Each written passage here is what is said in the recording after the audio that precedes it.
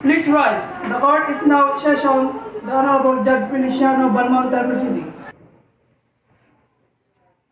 We stand in our holy presence as our Supreme Judge. We humbly beseech you to bless and inspire us so that we think, say, and will be in accordance with your will. Enlighten our minds, strengthen our spirit, and fill our hearts with fraternal love, wisdom, and understanding, so that we can become an effective channels of truth, justice, and peace. In our proceeding today, guide us in the path of righteousness, of the fulfillment of our greater glory. Please be seated. Please call the case. In criminal case, General Register number L-40330, people of the Philippines vs. Amado Daniel for the crime rape. Counsel, make your appearance.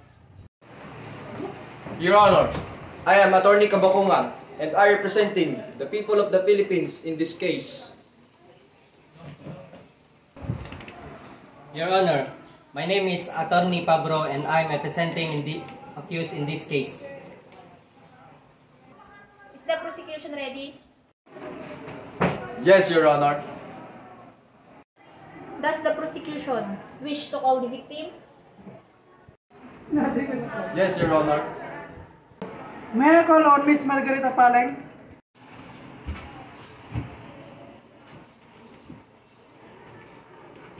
Raise your right hand. Do you swear to tell the truth, the whole truth, and nothing but truth? I do.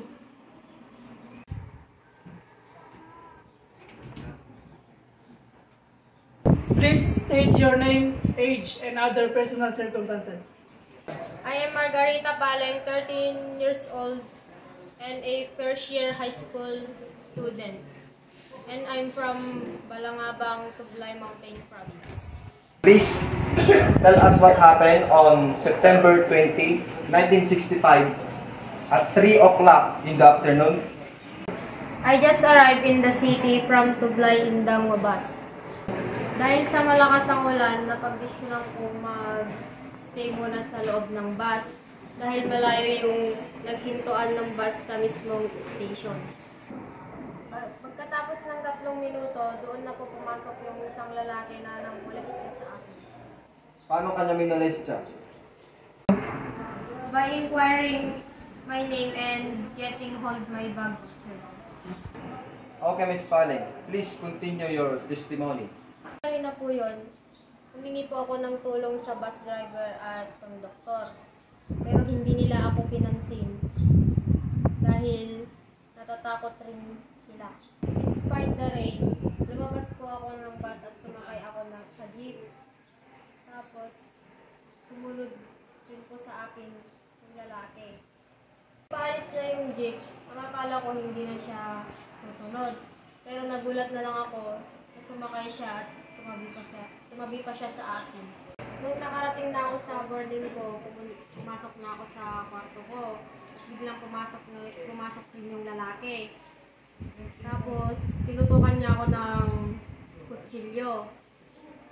And then, sabi niya sa akin, kapag sisigaw ako, sabi niya sa akin, papatayin niya ako. Sobrang takot ko, hindi na po ako nakahingi ng tulong. Doon na po ako doon niya na po ako dinahasa at nawalan po ako ng malay. Nung nagising na po ako, wala na po siya. That would be all, Your Honor.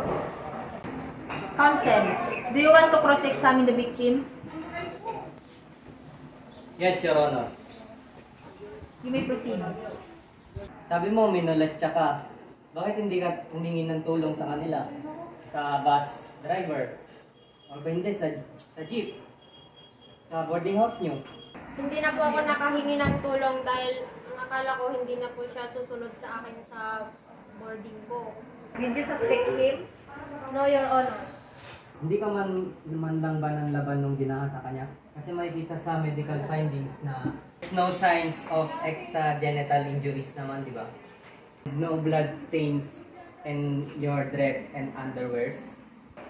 Objection, Your Honor. I would like to present our expert witness regarding that. Objection, proceed. Thank you, Your Honor.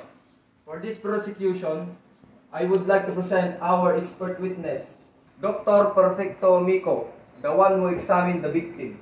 May I call on the expert witness?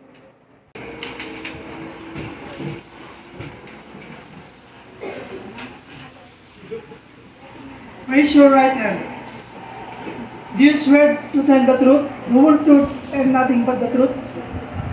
Yes, I do. Please state your name, age, and other personal circumstances.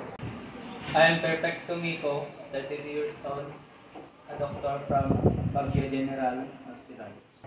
Your Honor, we are offering the testimony of the expert witness to identify some documents to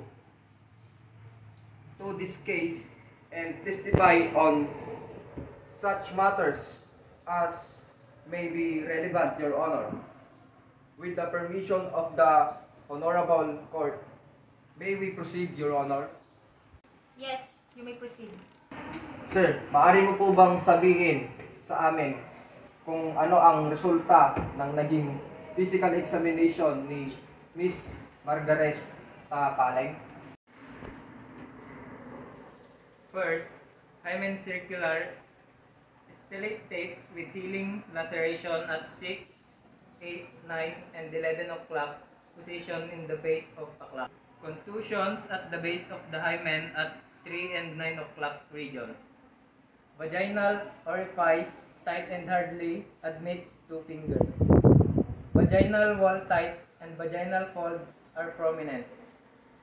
Vaginal smear negative for spermatozoa and for gram-negative intra or extracellular defloxacin. What does that mean, sir?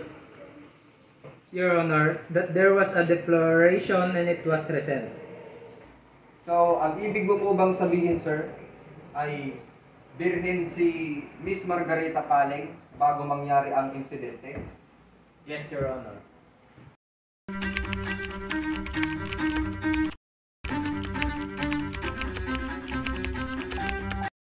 Your Honor, ito po yung nagpapatunay sa mga sinasabi ni Dr. Mico.